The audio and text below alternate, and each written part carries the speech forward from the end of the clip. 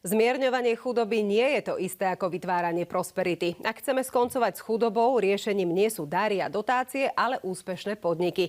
Ako však vidieť príležitosti, ktoré ostatným unikajú? Odpovede prináša publikácia Paradox Prosperity. A viac nám o nej prišla povedať Michaela Královičová z nadácie United Philanthropy. Dobrý deň, vítajte u nás. Dobrý deň. Pani Královičová, táto kniha Paradox Prosperity vyšla už pár rokov dozadu, ale až teraz sa dostáva na slovenský trh v slovenskom jazyku. V čom je teda taká výnimočná, že bolo potrebné, aby sme ju priniesli aj na slovenský trh, slovenskému čitateľovi? A kto sú vlastne jej autory?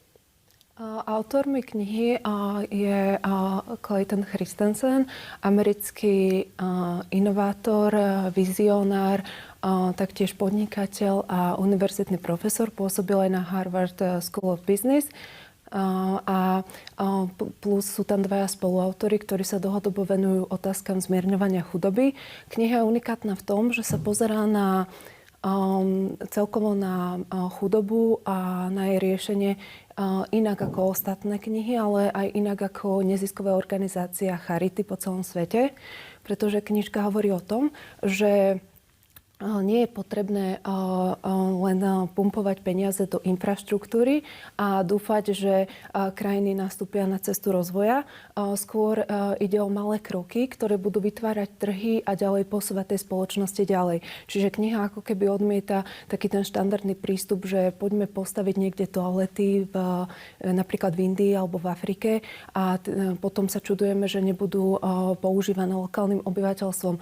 Pretože ukázalo sa na príkladoch, že tie lokálne populácie nepoužívajú, napríklad tu je to toalety, kvôli tomu, že pitná voda je všeobecne veľmi dôležitá a radšej ju používajú na pitie a na umývanie, ako by ju míňali len na splachovanie toaliet.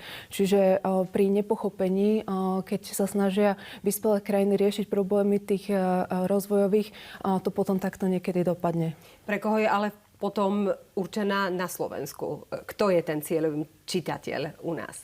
Tá knižka ponúka univerzálny recept na to, ako nielen riešiť chudobu, ale aj rozvíjať spoločnosť. Slovensko je rozvinutá krajina, ale stále máme priestor na rozvoj. Chýbajú nám lídri na naštartovanie vývoja typu Švajčiarsko. Ešte potrebujeme urobiť kus práce. Čiže podľa nás v nadácii je knižka určená absolútne pre každého, kto chce niečo zmeniť, aj keď to bude iba veľmi malá zmena, lebo každá zmena je pre spoločnosť dobrá. Ona obsahuje aj návody a postupy, ako nakopnúť ekonomiku. Dajú sa tieto návody a postupy aplikovať teda v každej krajine? Veríme, že áno. Kniha ponúka aj praktické, veľmi veľa praktických príkladov. Čiže nie je to taká tá štandardná akademická príručka, ktorú väčšina ľudí ani nepochopí a nechce ju čítať.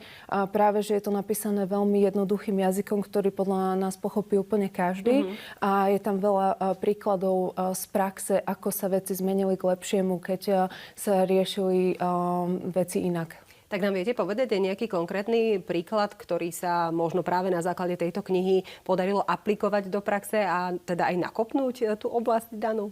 Áno, keďže sme na Slovensku a teda radíme sa medzi rozvinuté krajiny, tak zoberiem príklady dva z rozvinutých krajín. Jedným príkladom je priamo príklad z knižky, ktorým je vytvorenie prvého masového automobilu od Fordu T-čka.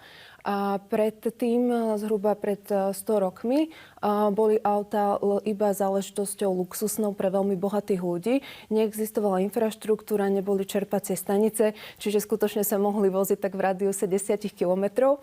No a keď Ford sa rozhodol vlastne vytvoriť masové auto, ktoré by bolo dostupné pre každého, tak ono nesmerovalo to len k tomu, že začali sa auta používať bežnými obyvateľmi, ale ono prispelo to aj k tomu, že sa zvýšila sociálna mobilita, ľudia nemuseli bývať v preplnených drahých mestách, čiže začali vznikať predmestia a vytvorila sa celá kompletná infraštruktúra, ktorá umožnila aj ľuďom pracovať inde, ako žili.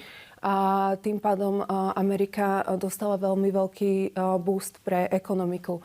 Taktiež takým aktuálnejším príkladom, lebo toto bolo spred 100 rokov, je napríklad spopulárnenie laptopov alebo celkovo stolových počítačov medzi obyčajnými ľuďmi, lebo predtým ako Apple prišiel s Macmi, tak v podstate počítače boli záležitosťou laboratórií, ktoré používali vedci.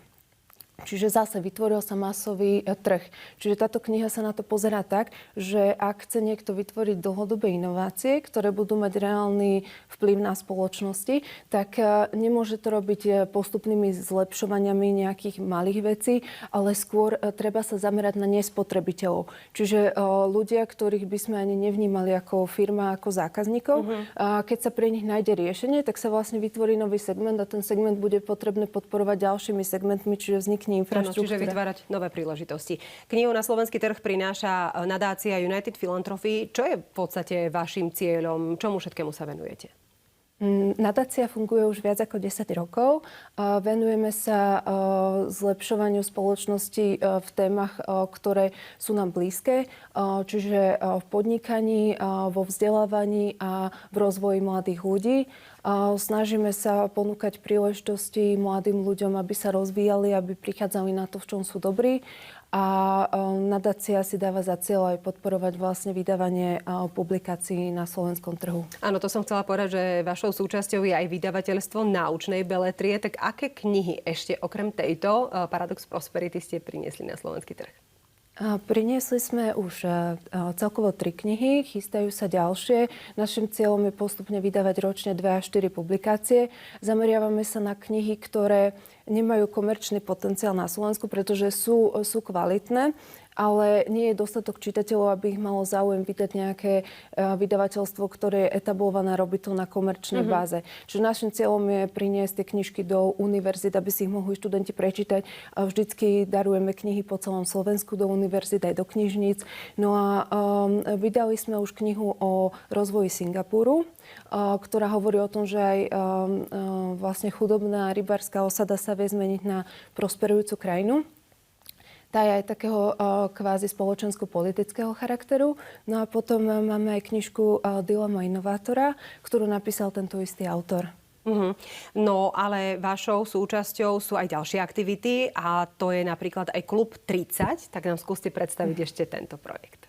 Čiže Klub 30 je zameraný na mladých ľudí. Zameriavame sa hlavne na vysokoškolákov a chceme im ponúkať praktické stáže či už v našich firmách, lebo my všetci vlastne podnikáme, alebo vlastne vo firmách, ktoré sú ako keby zapojené do našej iniciatívy. S tým, že ide o rotačné stáže, minimálna dĺžka trvania sú 3 mesiace, to je taká štandardná.